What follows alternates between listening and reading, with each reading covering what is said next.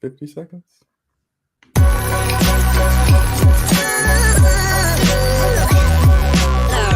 The following is a presentation of the Belly Up Sports Media Network.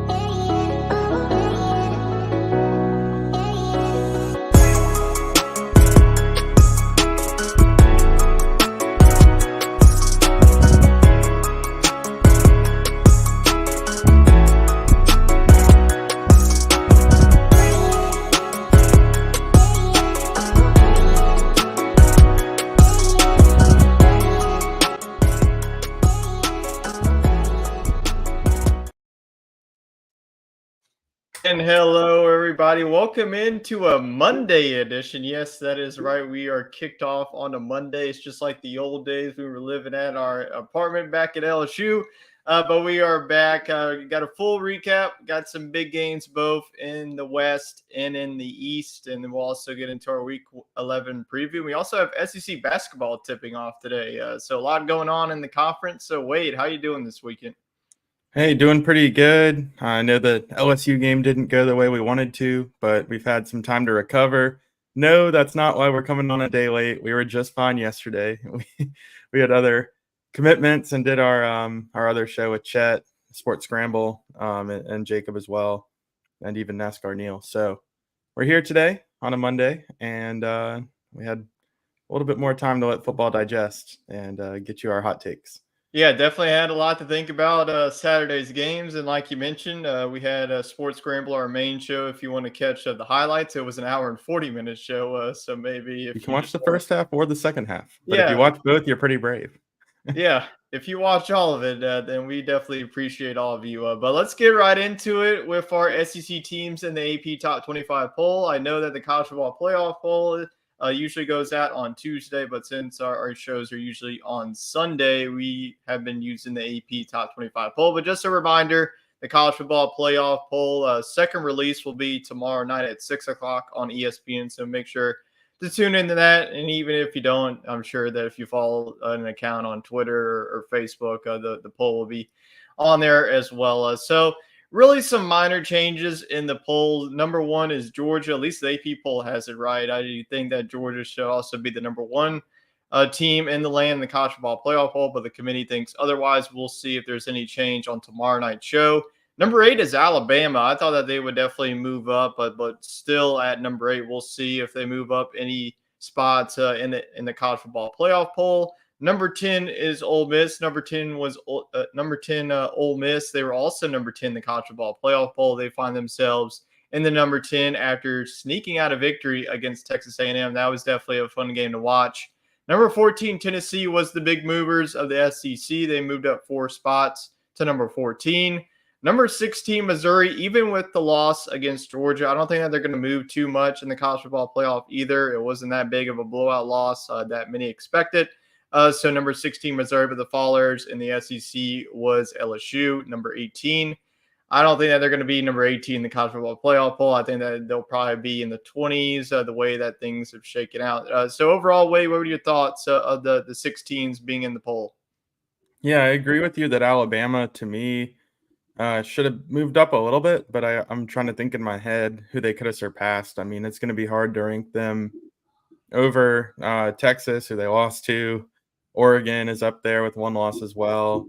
Penn State. So I think they'll be a team that you could see slide into the top 5 or 6 in the coming weeks. But for now, they're just kind of there at number 8. But they've done all their hard work. They went through Ole Miss and LSU already, so they can start to kind of look ahead a little bit. Obviously, you don't want to lose to Kentucky or anybody, but they definitely control their own destiny, and I think they'll continue to rise. And then, yeah, I respect keeping Missouri where they're at. They played really well this weekend, and then I think putting Ole Miss in the top 10, I mean, I think that's warranted, but it definitely does set up, the prototypical top 10 showdown. So I think that's a big reason why you saw them move up a spot. Yeah, we'll see how it shakes out. We usually do our college football playoff picks, but if you watched last night's show, there was definitely a lot of some confusion. So maybe we'll wait at least 1 or 2 more Let it weeks clear up a little bit. for these big games to clear up, and then we'll give our picks. Because golly, that we got so many scenarios yesterday, and we was like, "God, I don't even want to think about the top four." So we'll let the big games shake out before we give our overall picks of the college football playoff, and then also the SEC championship is upon us too. So let's get now into our reminder segment. We want to remind all of our fans, both watching on YouTube and on Facebook, if you have any questions pertaining to SEC football or any of the SEC sports that are going on. Like I mentioned, SEC basketball tipping off today. So we are getting all the sports in the fall sports. You got football and basketball, and then in the spring you get basketball and all the other sports there. So if you have any questions, feel free to leave us a comment. So let's get into our SEC fantasy. Before we get into that, we got to give our first sponsor of the show, and that is our friends over at Mala Bros Golf. We're getting closer to the Christmas season, so now's the time to start looking. If maybe your significant other, your friend wants to upgrade their golf gear, Mala Bros Golf would definitely be the place for that. 15% off at malabros.com with code BELLYUP. That is BELLYUP, all uppercase, 15% off of your purchase at Mala Bros Golf. All right, let's get into the rules before we get into how our teams did. The SEC fantasy rules are as followed: a quarterback, a running back, a receiver, and a defense. We do have the Vanderbilt rule. Wade used his. We'll see if I use mine in week number 11. And you can also not use a player you picked from last week. I know that I'm one of the persons not to go with the season, but with this bowl season coming up, I am becoming excited for SEC fantasy. Double the stakes. We get two of each, and this is definitely going to be a fun environment once we get into the bowl season. So let's see how our teams did in week number 10. So, Wade, let's take it away. And you, my friend, had a big week. Yeah, let's get it started at quarterback. Jaden Daniels. I mean, we know he did depart from the game early, but he was lighting it up, especially with his legs. Jaden Daniels had 382 total yards. He had 219 through the air, including a big strike to Malik Neighbors, who had over 100 yards receiving on the day, and over 100 yards rushing as well for Daniels. So just a really good performance from him before he departed. I don't think he did anything to hurt his Heisman campaign. I think getting the big win on the road would have been a signature moment and would have easily propelled him into the top spot. But certainly, he's still amongst the statistical leaders of total offense. So he'll be up there in New York, I would imagine. Jalen Wright, he did exactly what we expected. He had 120 total yards, got his work in early, and then came out in that blowout victory over Tennessee. Over UConn for Tennessee. And then I was a little bit wrong on this one. Brian Thomas Jr. didn't quite have the impact I thought he would. I thought that Alabama would contain Malik Neighbors, but it just shows you how good of a player Neighbors is, as he easily went over 100 yards. Brian Thomas, he did have a drive where I think he collected almost all of these 36 yards, and it looked like he was going to get involved in the red zone. They ended up going, I think, with Josh Williams on a screen when they got down close to the goal line. So Thomas, 36 yards against Alabama. And then Kentucky's defense, this was the star of the show here. They only let up 218 yards, and that's a really good job for this Kentucky defense. I mean, they've kind of been up and down, especially over the last couple of weeks. They've lost some games. So to see them bounce back and only let up 218 yards, I know it wasn't necessarily against the best of offenses in Mississippi State, but a job well done there. And that gives me 320 total yards, which is really good for being in week 10. Yeah, really good in the month of November. I mean, 320, that's the most points that we had in SEC fantasy this season. Jalen Wright, his first rush was 88 yards. I was just thinking about you. Early. I was like, man, I bet he is just smiling ear to ear. So, yeah, Jalen Wright, 88 yards. He got that on 1 yard. And Jaden Daniels, he had a big game and lost. Brian Thomas, if you would have picked Malik Neighbors, this would have been a In the 500 score. 500s. But Kentucky's defense was definitely the best defense of the weekend. So kudos to you. In week number 10, we'll see. That's a tough mark. Let's see how my team did in week number 10. And the quarterback didn't do so good as your quarterback, 279 yards. Mertz did have 282 yards passing, but -3 rushing yards. That's where our total yardage gets you. Ray Davis, not really the Ray Davis game that I had in mind, but 86 yards is still a complimentary number to have. Lad McConkey, though, 95 yards. That was definitely what I was looking for the Georgia wide receiver. Definitely a big game for him as he was the leading receiver for the Dogs. And Tennessee's defense lets up 3 points, but yet gives up 256 yards, which knocks my total down to 204. So honestly, I'll take it. I mean, 204. And, the first weekend of November, I will definitely take that. So 320 to 304. Wade gets the victory, and he will now have the first overall pick in the SEC fantasy draft. And we will go on now to the SEC fantasy teams heading into week number 11. And we got some interesting quarterbacks. We haven't seen Spencer Rattler in quite some time. He gets, I guess, his second appearance. We saw him in the early weeks. And then we also get Brady Cook. So South Carolina going up against Vanderbilt. I guess you're liking this matchup for him. Yeah, I picked him in week 1 against UNC. He had a pretty good game. And he really did have a great start to the season. I mean, I thought we were going to see Rattler be a top 3 quarterback in the SEC. Well, as the Gamecocks cooled off, he did as well. But he really did have a good game this last week. He had 399 passing yards and only had a couple sacks. So his rushing total was in the negatives, but it didn't bring him down as much as it has in previous weeks. So I think that he has a plus matchup here against Vanderbilt. I think that this game could be a shootout because of the lack of defense, or it could be a grinded out 20-14 type game. I don't know. Or South Carolina, the case I'm hoping for here with Rattler is that he just unloads on Vanderbilt and the defense comes and plays lights out. We'll get to that in just a little bit. But yeah, I think just given the opponent, Rattler should be able to air it out. And what does South Carolina have to lose at this point? I mean, they need to get his stats looking good for the draft. And if they win out, they do get to go to a bowl game. I just don't see it happening. Yeah, this could very well be the last time that we see Spencer Rattler on SEC Fantasy. We'll see if any of us picks him down the stretch. I'm going to pick Brady Cook, Missouri quarterback. He looked pretty good. He was sharp against Georgia. Yeah, I think that the offense are coming back home against Tennessee. Now, Tennessee's defense, they've been up and down. They've had their good games. They've had their bad games. I think that this could definitely turn into an offensive slugfest. Both quarterbacks have definitely been playing good as of late. So I think that Brady Cook has a chance to really have a proven moment against this Tennessee defense. Missouri, they have 2 losses, but they still have everything to play for. They could finish their season 10-2, have a really good year under Eli Drinkwitz. So I expect Brady Cook and company to have a big game. So 2 SEC's quarterbacks go off of the board. Now let's go on to the running backs. And I'm really liking your guy. He's coming off of 180 yards rushing. This man has been absolutely cooking as of late. Jarquez Hunter, he gets a real juicy matchup against that Arkansas defense that has been struggling. And then here we go, baby. The Vanderbilt rules. Cedric Alexander, he's finally here. The freshman from Vanderbilt.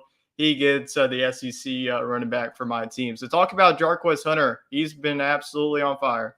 Yeah, this is one of the hottest names in the SEC at the moment. I think Auburn found their offense. And I was waiting for Hunter to make a name for himself this season because he's been pretty good his first 2 years on campus. But for whatever reason, they just didn't use him too much early on.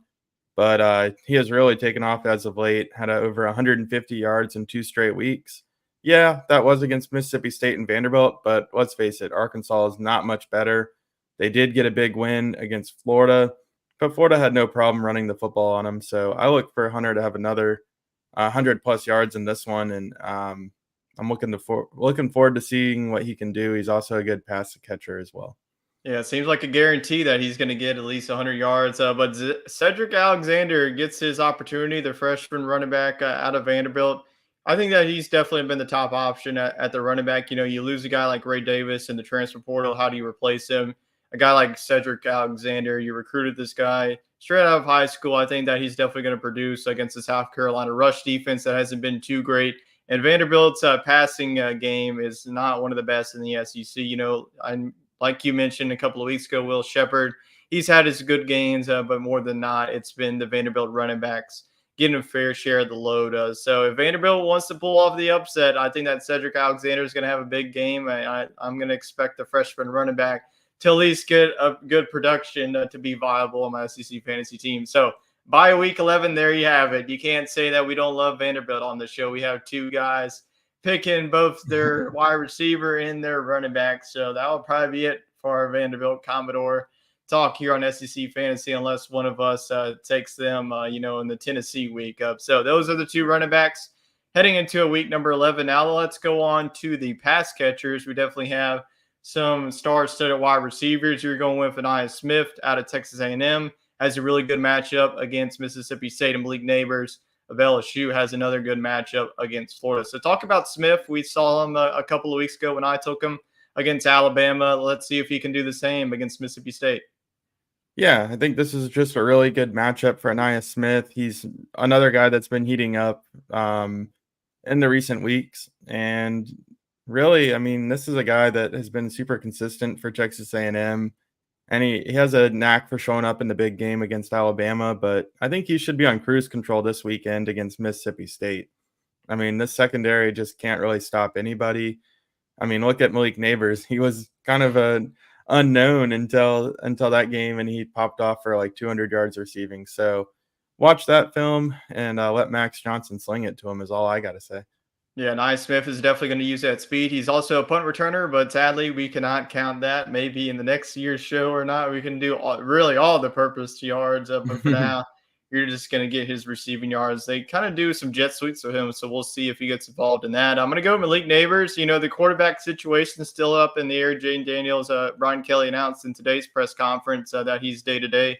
So we'll see if we see Daniels on Saturday night. If we don't, it's going to be the gunslinger, Garrett Nussmeier, and he likes to throw it to Malik Neighbors. So whatever quarterback, I think that is going to do just fine against the Florida defense. Has definitely been struggling as of late, giving up over 40 points against Georgia, and then almost to 40 points to an Arkansas team that's been struggling. So I think that Malik Neighbors, no matter the quarterback, is definitely going to get his fair share against a defense and a secondary that definitely has had their struggles. Speaking of defenses, let's talk about that. And we definitely made some questionable defensive choices here, especially you going with South Carolina defense against Vanderbilt. Very tricky and very risky, but I definitely like the pick. Probably going to go one of the best defenses in my book. I'm playing it pretty safe, Texas A&M against Mississippi State, but you never know. Will Rogers could probably come out of nowhere and throw for over 400 yards on the moon. So you never know. Texas A&M's defense, coming off of a shaky performance against Ole Miss. So talk about that pick, going with the Gamecocks defense against Vanderbilt. Well, I did have the first pick in our draft this week, and I really wanted to get Rattler in there, and I don't know. I had a hunch that Tyler might as well, so I pulled the trigger on Rattler. But the better pick would have been this Texas A&M defense because they are playing Mississippi State. They made Kentucky look damn good last week, so I think you got a pretty good pick here. I felt confident, though, that I could find another matchup I like. I was contemplating between Alabama and South Carolina, and ultimately, I'm sorry, Vanderbilt, but it came down to the matchup. I think that this one has the potential to be either lopsided in South Carolina's favor or a low-scoring game. I think that Vanderbilt's offense, they just haven't shown much consistency or really any reason to believe that they can put up a lot of points, even against a weak South Carolina secondary. I just don't think Vanderbilt has the playmakers to challenge them downfield. So I think South Carolina can defend the run well enough to keep me in this ball game. And if they let up less than 350, I'll be very happy. Yeah, we'll see if it ultimately works out. I think that it will. I think that South Carolina's defense will definitely impress us on Saturday night. And then I'm going to go with Texas A&M. I also thought about going with Alabama's defense, but I think that Texas A&M, coming off a performance, it was a high-powered Ole Miss offense. I think pretty much everybody has struggled with Ole Miss, except if you're an Alabama defense. They definitely had their best performance against that group. But Texas A&M coming back to College Station against Mississippi State offense has really lost their identity. It's been Mike Wright. Don't even know Will Rogers is even going to see the field for the rest of the season. So definitely not a question marks in Starkville. So I think that Texas A&M's defense will bounce back. So those are our teams heading into Week 11. I'm hoping for the same type of scores to keep it a high scoring, because the past couple of weeks it's been a high scoring shootout. So we will see if we can be like the Big 12 and keep those up. So let's go on now to recap into week number 10. And our week 10 recap is presented by SeatGeek. A lot of sporting events going on, so get your tickets while you can. SeatGeek is the place to be. All right, I'm scrolling around the wrong one. So use code BellyUpSports for 20% off of your first purchase. Definitely a good deal. We used it a couple of times whenever we went to the Saints games. It was definitely great. Hey, Got we might be going again. They're heating up. Might be going again. Saints are starting to play good. So we'll definitely see. That Detroit game would definitely be a great game to go see. Detroit's definitely be one of those sneaky teams. And guess who's going to be in New Orleans that weekend anyways? So let's talk about it. All righty. All right, let's get into SEC Week 10 recap. A lot of big games. First one off, we had a lot of 11 a.m. games. Texas A&M at Ole Miss, and once again, I messed up the score. It's not 35-35 tied. This is not the NFL where it ended in overtime. It was 38-35, but it was almost a tie game going to overtime. But Texas A&M's kicker missed the field goal. It was a 47-yard field goal, and it went wide right. This was a back-and-forth game. I expected Texas A&M to come in this one and battle. I think that Max Johnson played very well. He definitely had some adjustments that he had to make, but I think that Texas A&M's offense, they started off slow, but in the second half, they really put it on. Ole Miss, Trey Harris, an absolute dog. I mean, he had almost 200 yards receiving. Trey Harris is one of those next wide receivers. You're looking in the NFL, A.J. Brown, DK Metcalf, all those guys. I think that Trey Harris is the next in line. So this was an offensive slugfest.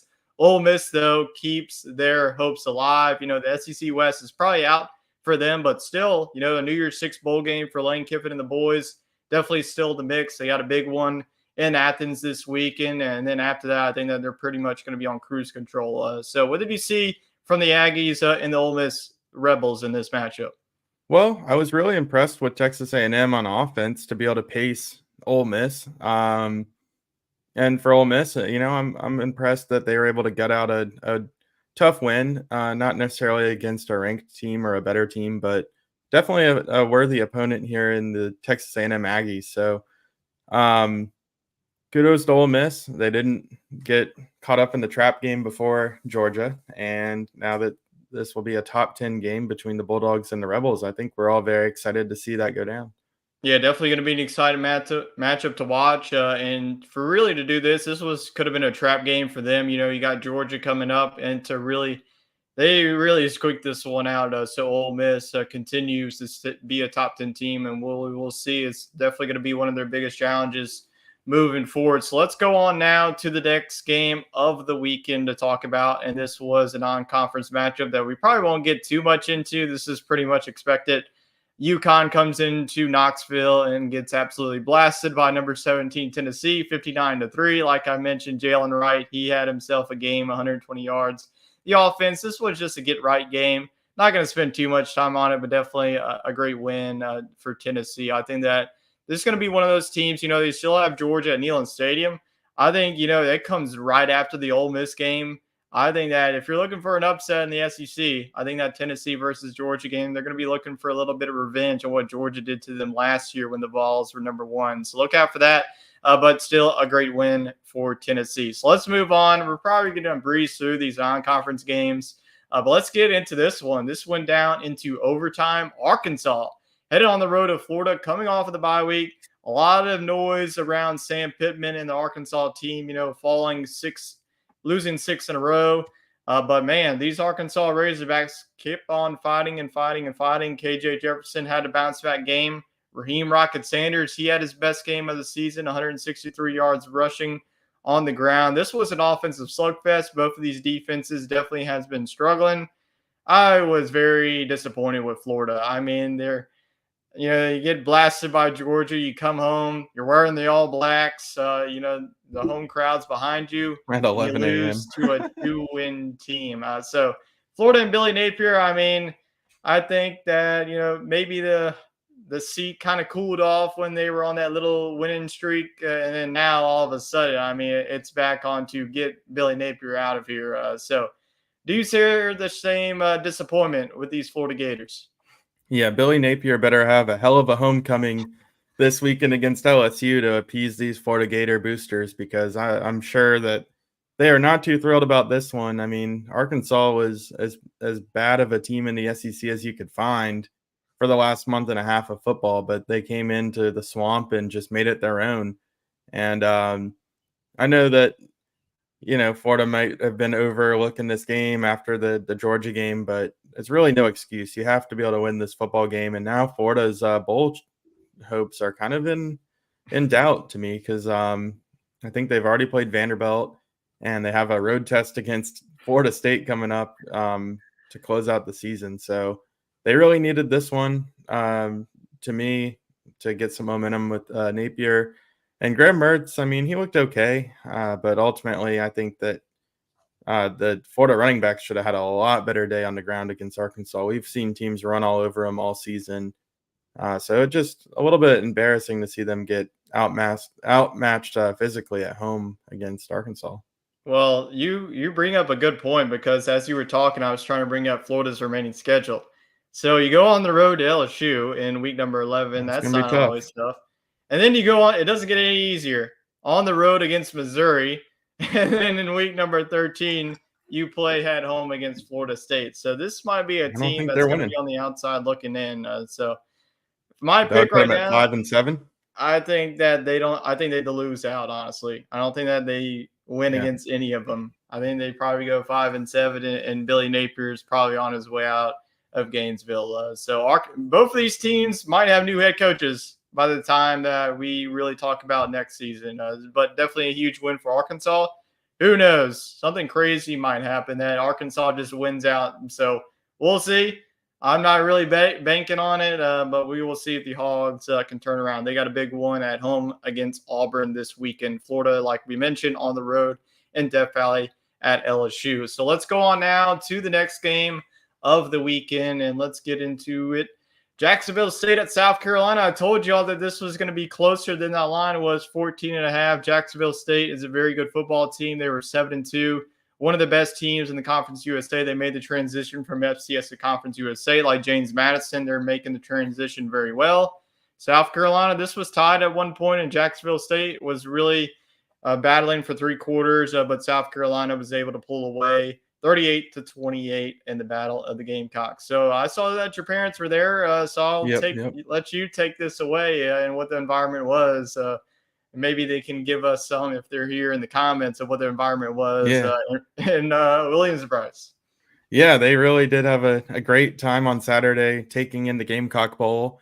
I saw they were in the suites, which is an experience I didn't really get growing up as a South Carolina fan. But that's a really cool way to take in the game. It looks like South Carolina has some new pregame traditions as well. So my dad described it as with their pregame. Yeah, they got the train now, and pretty interesting stuff. But my dad said it was a really entertaining football game that probably shouldn't have been because South Carolina probably should have blown them out if you're looking at this game preseason. But Jacksonville State, like you said, they're 7-2. They really deserve to be going to a bowl game, and you knew they were going to come out fighting in this one because this really is their chance to make a name for themselves on national television. And they had a really good game. They had over 400 yards of total offense, but South Carolina was able to match it.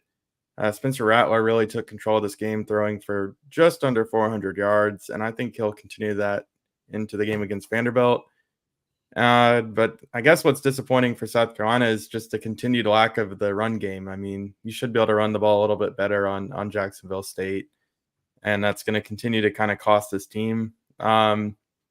But overall, it's a win. South Carolina, they're 3-6. They need to win out to get to a bowl game. So took care of business, and they got to keep it up.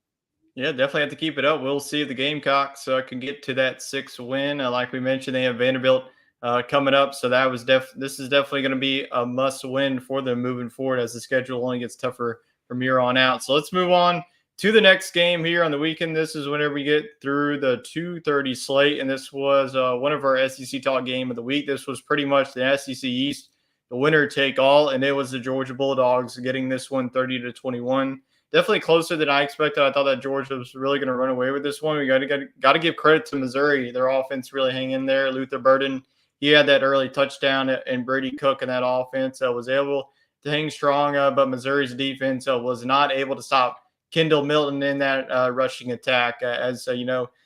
This Georgia team, every single week that they keep on playing, they're just becoming better and better as a football team as the weeks go on. And Carson Beck is starting to play to his potential. So this Georgia team definitely going to be scary on. They have two more tough tests, and then you have Atlanta. Well, you'll probably be facing off against Alabama. So very impressed with Missouri, able to hang in there. I know there's no moral victories in college football, but for a team like Missouri, that really nobody picked them to really do anything in the SEC East. A lot of people are picking them either at the bottom, picking them to be one of the worst teams in the SEC East to really battle against number 2 team in Georgia. So got to respect Missouri. But once again, Georgia gets the victory. Yeah, I'm sure that Georgia's pretty happy that they won't have to play Missouri every year going forward now with the realignment. Because Missouri's just always played Georgia a very good game, and they've gone into Athens before and won. And there was a big part of me on Saturday that thought it was going to happen because Brady Cook looked really confident. And I thought they moved the ball well against Georgia, but ultimately they had a big turnover late with the big boy getting the interception and returning it 70 yards to set up a score. And Georgia is able to peel away. But this team, to me, I think Georgia is the best team in the country. And I'm not going to sit here and complain about their performance against a top 15 team. But to me, they do look a little beatable. And I think that shows how good Missouri is, though. And I think Missouri, still a lot to play for. Starting this weekend against Tennessee, they could still finish second and end this division and get potentially to a New Year's Six bowl game. But more than likely, they'll get to go down to Tampa or Orlando for the bowl game. Orlando. Yeah. I think that they're going to go to Orlando because, the way I think that Citrus Bowl.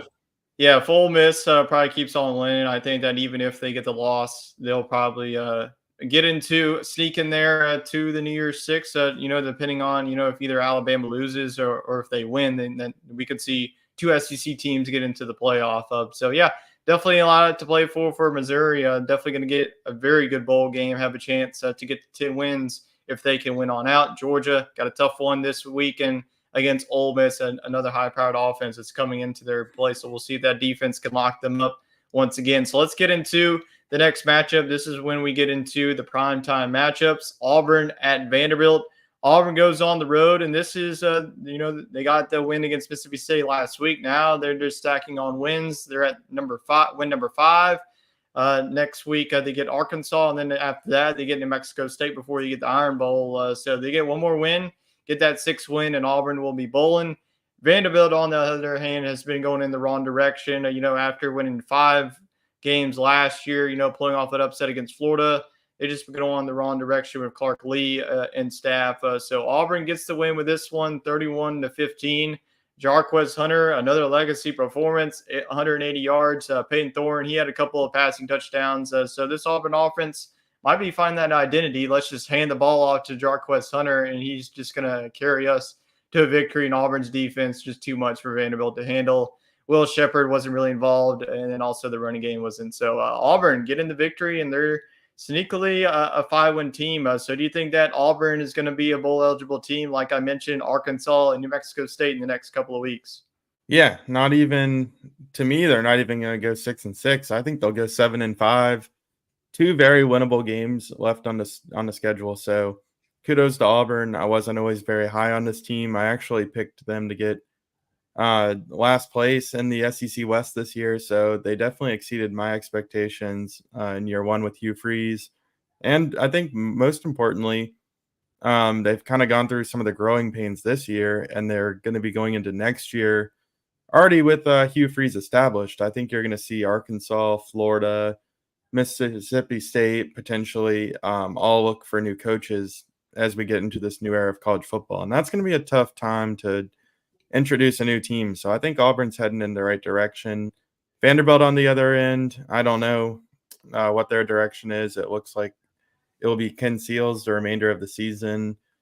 the senior will just try to finish it strong for Vanderbilt, but I'd like to see him get a win down the stretch, whether that's this week against South Carolina, or I think they go out of conference one more time before they play Tennessee. It would just be good to see them at least get one more victory after just really having a rough time this season. I definitely agree. And Auburn looking like well on their way to a bowl game. And those extra bowl practices would definitely be huge Yes, for a first year absolutely. head coach in Hugh Freeze and building up his staff. Because you give him another year in the offseason using that portal, Auburn's going to be one of those dangerous teams heading into the SEC, the new SEC once Oklahoma and Texas get rid of the divisions. And it's pretty much going to be an all-in affair. And I think with Vanderbilt, I think it's about time that they probably lead the conference. I mean, the way that it's going for them in football, it's probably not going to be – it's going to be even worse once Oklahoma and Texas get in because once this new college football on, there's no going to be scheduling, Vanderbilt versus an FCS team anymore. I mean, you got to schedule the big boys now. So we'll see if Vanderbilt can survive in the new SEC. Definitely a lot's got to change in that program. Let's move on to the next game here in the SEC slate, and that is Kentucky at Mississippi State. Another ugly game. Won't spend too much time on this one. This game was pretty much over by the time that the ball was kicked off. Mississippi State had to deal with Mike Wright once again. No Jaquavius Mark, so really all their offensive firepower was out with injuries. Defense just hasn't been that Mississippi State defense and that grit that we've seen the past couple of years. I think it's about time that they just really can house with everybody. I know it's year one under Zach Arnett, but they just really need a new face for this program moving forward before they get left behind. I mean, a team up north, Ole Miss, they are way ahead of Mississippi State right now. But Kentucky, Devin Leary, I mean, he had one of his best games this season. I think that Ray Davis didn't really have to use him because Devin Leary was so good in this matchup. So Kentucky getting another big victory against Mississippi State on the road. Yeah, it's time for Mississippi State to throw the keys at Dion and see if he wants to come back to Mississippi and just do something with this program because it looks lifeless. That or maybe Dan Mullen comes back home. But yeah, I mean, Kentucky, they looked, decent, not overly impressive. Devin Leary definitely didn't follow up his 300-yard performance with a outstanding showing in this one, but they did well enough and really controlled this game defensively. But also, let's keep in mind, Mississippi State's just really thin on offense right now. So it didn't take much, but a good win for Kentucky, a bounce back victory.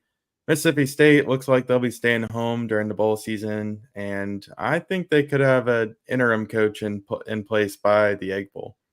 Yeah, definitely a tough season for Mississippi State. Kentucky, though, they got an interesting matchup in the next couple of weeks. They could play spoiler to a Louisville team that's still both in the ACC championship race and the college football playoff race, too. They only had that one loss. So Kentucky could play real big spoilers in that ACC race. So we will see Big Blue Nation can get up for that matchup. I'm sure that they will. Keeping on now to the primetime matchups. Let's go to the game of the week in the SEC West in Tuscaloosa. Number 14 LSU went on the road to number 8 Alabama, and Alabama took the victory 42-28. And this was a back and forth battle for about 3 quarters. Jane Daniels in the offense was able to get it started. They went up 7-0 after LSU's defense got the lone stop of Alabama's offense the whole night. The one stop came on the first drive, and outside of that, it wasn't much for this LSU team. Jalen Milroe, you got to tip my cap to him. 4 rushing touchdowns. You gave him the dog of the week. Definitely deserved the honors. I mean, all the talk about, Alabama, the struggles of the quarterback at the start of the season, I think that's all washed. Jalen Milroe is definitely going to be the guy.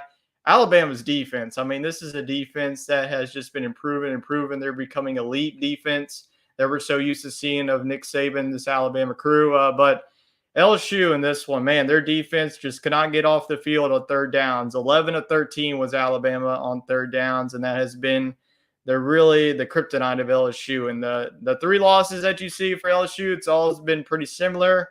Florida State, you give up 45. Ole Miss, you give up 52. Alabama, you give up 42. So it's not all the offense, it's been the defense. So what went wrong for LSU? What went right for the Crimson Tide? Well, I think Alabama just looked more physical than LSU, and I think they have developed that during the season because, honestly, this Alabama team looked like one of the least physical Alabama teams we've seen in years. But over the last couple of weeks, they've really found their identity. And Jalen Milroe has stepped up and asserted himself as the obvious quarterback for this team. Um, and I think defensively they were young, but they're getting a lot better. They have some really good talent in that secondary as well. They're always going to have a defensive line. So I was really impressed with what Alabama did. I think the difference in this one was adjustments. Alabama, they let up 21 points in the first half, just like LSU did. But the difference is after LSU scored early in the third, Alabama made some changes and LSU didn't score again. And I know that Jaden Daniels did get hurt and came out the ball game, but honestly, I think that Alabama had already come up with a couple critical stops before that moment that really allowed them to separate, because LSU did not make the adjustment and Alabama just poured it on offense. I mean, they just really were unstoppable, and Milroe just ran for miles. I think he had over 150 yards rushing with 4 touchdowns. That's pretty good, and I think this team has a lot to play for. They pretty much have wrapped up the West. You don't want to lose against Kentucky, and you do have to be perfect from here on out if you want to make the playoff, but they can definitely play spoiler to Georgia in Atlanta. Yeah, definitely a lot to play for. Like you mentioned, they went out. This is going to be a team that I don't think that after losing to Texas, that many people still have making Not the a bad college loss. football playoff. But they were definitely the more physical team. Like you mentioned, LSU wasn't able to make the halftime adjustments, and that hasn't really happened in the 3 losses. I mean, Florida State game, you were pretty much I honestly almost texted you on the group chat that this was very reminiscent of the LSU versus Florida State game. It very much was, yeah. If you remember that, LSU – I believe it was up by 3. It was 17-14 going into half. And then boom, all of a sudden, Florida State has 45 on you. So very reminiscent of that Florida State matchup. Absolutely. But Alabama definitely has some similarities to Florida State, especially on the defensive side. I said that this was going to probably be one of the best defenses that you face. Alabama, Nick Saban was able to make the adjustments. Brian Kelly and that staff wasn't. So personnel definitely going to have to change. Not the head coach, but it's got to be a defensive coordinator, maybe somebody else.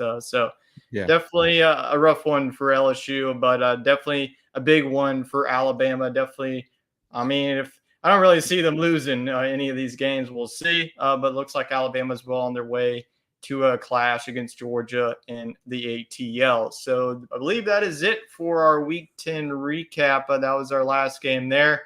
Probably going to be one of our last games that we see on Saturday night on CBS, as we'll be shifting towards the ESPN. Definitely some pros and cons with that. But Week 10 picking results. Wade, you went 6-2. I went 7-1. And Chet, oh boy. I mean, I respect him. He's trying to provide some parity, but 3-5 for Chet. We'll see if he bounces back. So nonetheless, still some good picks by all 3 of the crews. So let's go on now to the Week 11. Only a few more weeks of this preview, and our preview is presented by Fanatics. Our link down there, there's, like I mentioned every week, there's some weekly codes going around, either 65% off, free shipping, whatever it is. Fanatics, definitely a good site. I use it all the time whenever I need to upgrade my sports gear. So use our link to support your favorite sports teams. Okay, let's get into Week 11. A couple of more weeks before we get into the rivalry matchups. But before that, we have some more conference games to get to. Number 8, Alabama at Kentucky. Now, I know this is a possible letdown spot. Alabama coming off of that big win against LSU. Kentucky's really one of those teams, especially playing in Lexington at their field. I mean, Kentucky definitely going to have to play perfect in this one. So who do you have between the Crimson Tide and the Cats?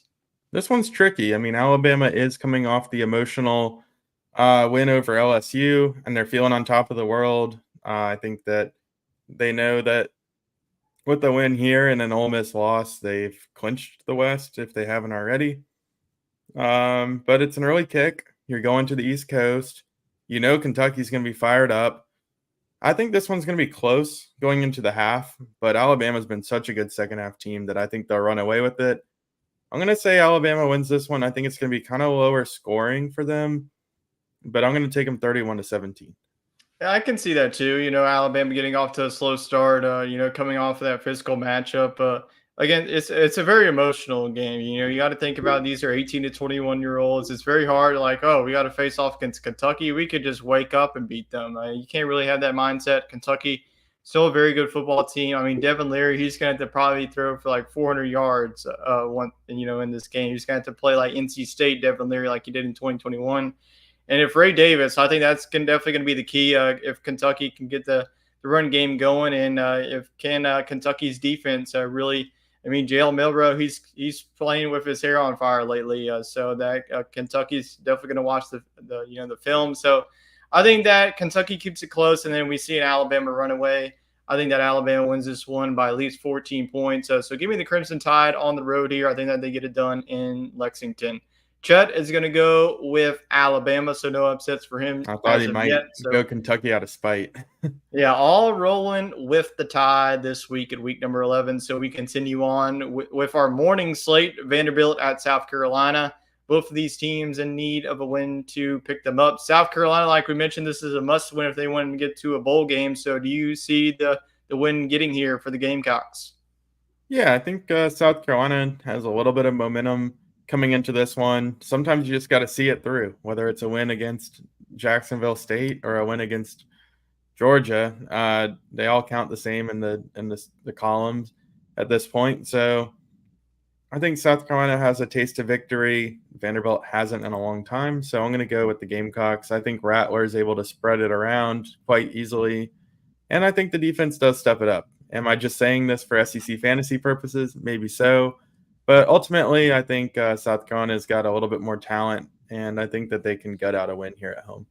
Yeah, I think that South Carolina gets this one, too. I think that their defense could definitely step up. Vanderbilt's offense really hasn't been impressive me. I they haven't been able to score, 20 points against Georgia. They haven't been able to score against some tough defenses. But I think that South Carolina at home, I think that Spencer Rattler, he's going to have his fair share. So give me the Gamecocks to win this one. I think the line right now is 11.5.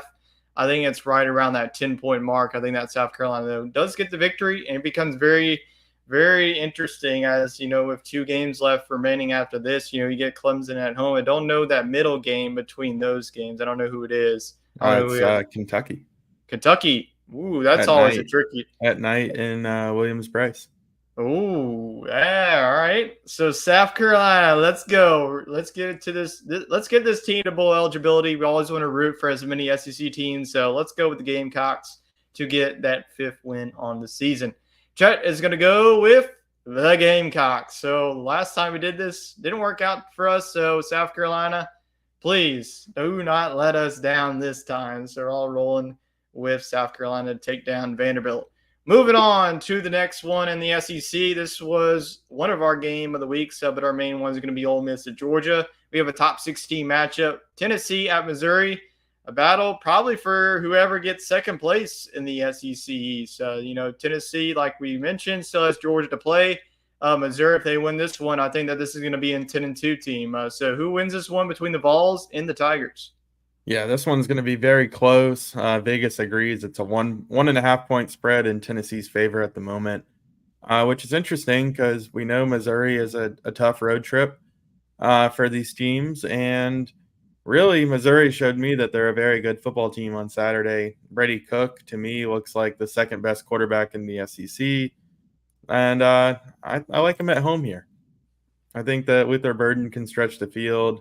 He got a little dinged up in the Georgia game. Hopefully he's 100%. They'll need him on Saturday. But I like Brady Cook over Joe Milton in this one, and that's kind of what it comes down to for me. Both teams have a really physical running back in Schrader and Jalen Wright, but I think the quarterback play at home just really, to me, gives Missouri the edge.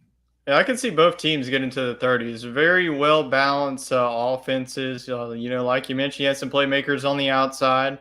Squirrel Wright for Tennessee. You got Missouri. You got Luther Burden the third.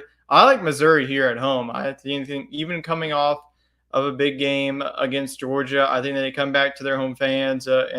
Like I mentioned, I feel confident this is going to be a 10-win team once we look at this team. So give me like a 34-31 type of game. This is going to be a back-and-forth battle. It's going to come down to who can win the turnover battle. I think that Missouri's defense really steps it up at home. So give me Missouri to pull this one off and build some momentum heading into the back half of the season. Chet, is he going to go to the clean sweep? Yes, he is. All rolling with Missouri. So we're feeling very confident in those Missouri Tigers against Tennessee. Definitely going to be a big one. This is one of the most underrated matchups here, so definitely going to be a fun one to watch on the Saturday slate. Moving on now to the SEC West showdown, Auburn at Arkansas. If Arkansas wants to keep their bowl hopes alive, they have to win this one. And Auburn, like we mentioned, just one more win gets that 6th win. So do you see Auburn getting to win number 6 or Arkansas playing spoiler?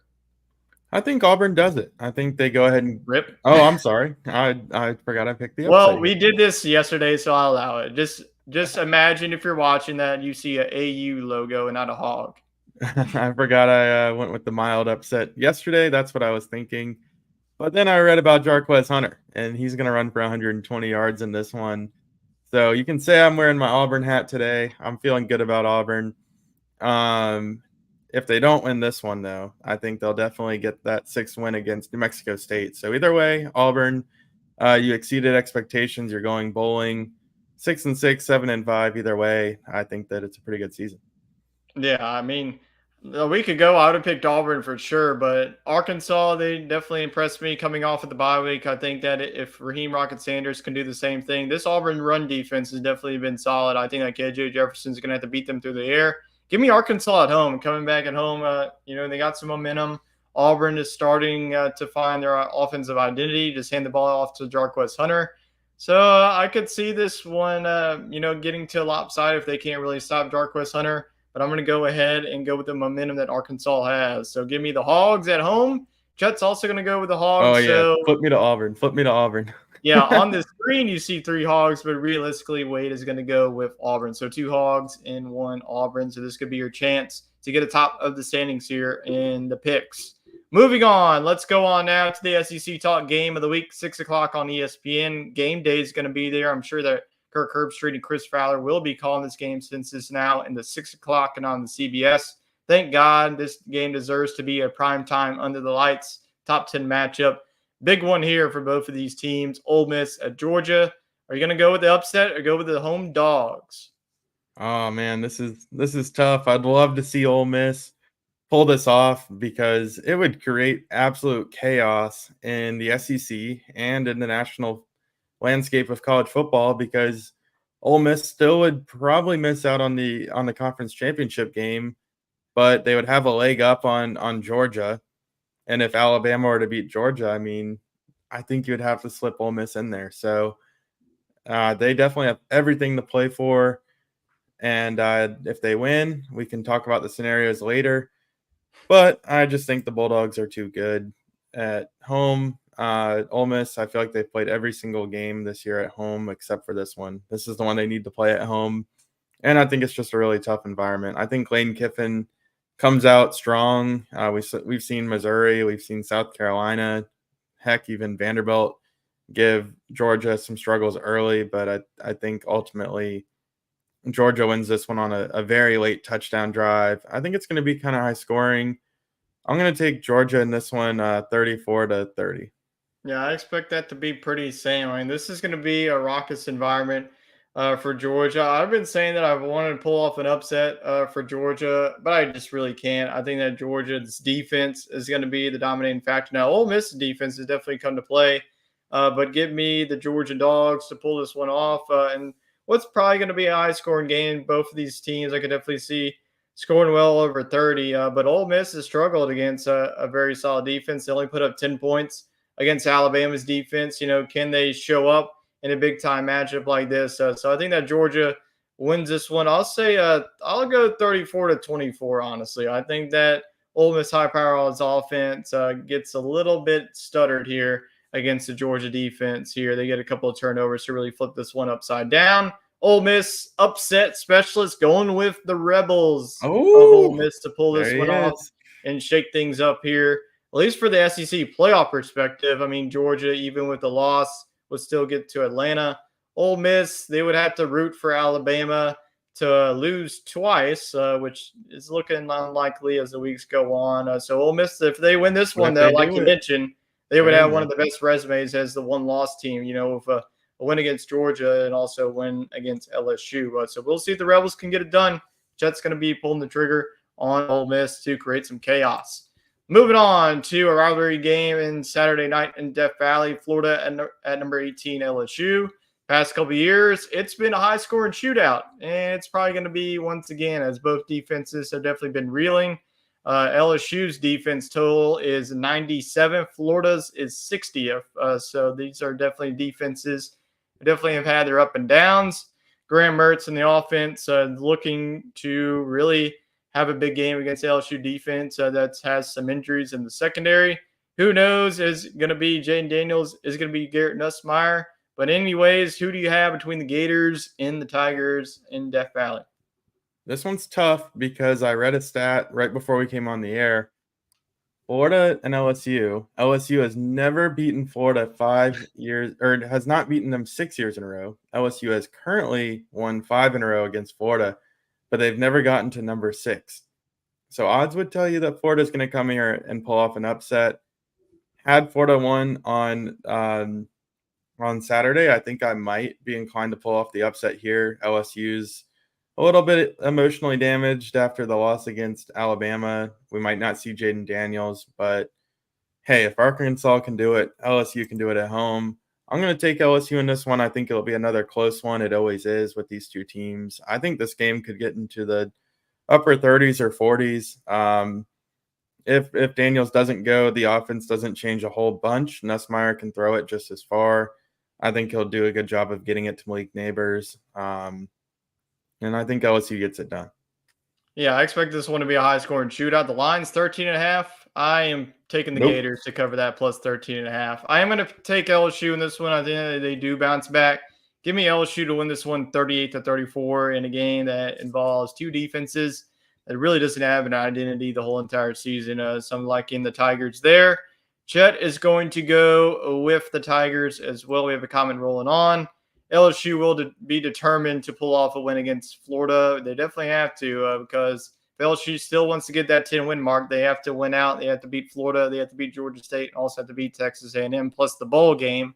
So it definitely starts now if they want to win, get to the 10-win mark for the second consecutive year. So I'll roll with the Tigers against the Gators. And like you mentioned, this would be the first time that it's ever happened that LSU's won 6 straight. We'll see if LSU can make history on Saturday night. Moving on, let's do a little quick pick in the Battle of Maroons. Mississippi State at Texas A&M. Who you got? All right. This one's the Adidas Bowl. I'm going to take A&M. I just can't trust the Mississippi State offense, as y'all know. We don't know who they're going to roll out there at quarterback. A&M, they gave it a good battle against Ole Miss. But, I think this team's just playing for bowl positioning. I think they would like to not play in the Texas Bowl this year, so they would love to get down to Florida. And to do that, you got to win games. Yeah, I think that Texas A&M pretty much cruises to a victory here. The way that Mississippi State's been playing recently, I think that Texas A&M coming off of a definitely a heartbreaking loss. I think they get back on track. Chet's gonna go with the Aggies. He's gonna go with Texas given A&M. Up hope. He's raised the white giving flag up hope on Mississippi State. I guess he's putting all his chips on one of the Ole Miss to pull off the upset. So we'll see if that upset works out for him. But that is it for our Week 11 preview. Now let's dive into some hot topics. Really not much going on in news-wise, but Georgia loses a starting linebacker, Jamon Dumas Johnson, to a forearm fracture. So it's looking like that he's going to be missing probably not really the whole entire season, but definitely going to be a big blow for that Georgia defense. And speaking of Georgia, it's looking like Alabama and Georgia are well on their way to meeting in Atlanta. If the game were to happen today, who would win this one between Alabama and Georgia? I think it's still Georgia, but Alabama seems to be trending in the right direction. Georgia still, they're in the midst of a tough 3-game stretch. They just beat Missouri. They're playing against Ole Miss this weekend, and then they get to go play on the road against Tennessee. So we'll really see how good this team is. If they show any flaws and Alabama continues to heat up, I might flip. But right now I would go with Georgia. Yeah, I said yesterday Alabama, but the more I think about it, I'm going to go with Georgia. I still think that they're the team to beat in the SEC. I think that Alabama, if they can continue to really start, putting on some wins and put on some wins, I think that Jalen Milroe can start playing to his potential. It would definitely be a tough out, but definitely going to be a good one in Atlanta between the Dogs and the Crimson Tide. Very well being, if Alabama wins, I could see a scenario that both teams still get in So who knows? But we still have a lot of football to play. The next one we really already answered. Is it time for Mississippi State to make some changes? I'm sure we're both on the agreement of yes. We'll go ahead and skip Yeah. over that. So as always, whenever we don't have any other hot topics, we just bring up the last one. So who won the weekend in the SEC? I think it's Alabama. I Yeah. think that they showed everybody who's boss, at least on the West. And I think this team could have lost for the second time this year at home, but they played a really good second half. And more specifically, I think Milroe won the weekend. Yeah, I think that Alabama is my pick too. Very impressive win. So who lost the weekend in the conference? Um, uh, I feel like there's probably a better answer out there that I'm not thinking of, but probably LSU. Just overall, I think that just all the hype and people putting that week one Florida State loss behind them, and then to pretty much do exactly what you said and go out there and have deja vu where you're tied at the half and then you just get stomped in the second half. I think that's pretty disappointing in its own right. Yeah, that's a good one. I'm going to go with Florida. Very embarrassing loss. I know that Arkansas is coming off of the bye week, but man, in a game that you need to get to bowl eligibility, and in 3 games that we said to not Yeah, be bowl eligible, and this is Florida. This is not like some scrub of a program. This is a program that's built to win national championships and compete with the likes of Georgia, and they haven't been doing that as of late. So I Billy agree with you Napier ain't there. the guy for them. So hopefully they realize that soon and it gets back to the Florida football that we all know. Because whenever Florida's good, the SEC is just better to watch. And we like to see teams like Missouri, Tennessee, Kentucky be better. But once Florida's down in the dumps, the SEC definitely becomes different. So those are who our winners and losers of the SEC. We'll see if we have that question pop up again. Hopefully not, because I'm sure it's been used a lot. So that is it for us on SEC Talk week number 11. We appreciate everyone dropping in, whether you're on Facebook or on our YouTube page. We'll be back here next week. We will be on Sunday next week. Sports Scramble should be back on Monday. We'll be recapping week number 11 and look forward to week 12. We do have some non-conference games in week 12. It's always that cupcake weekend before we get to the rivalry games. So we'll definitely recap all that. So we appreciate all of you. We hope you have a great rest of your week, and we will see you back here next time on SEC Talk. Have a good one.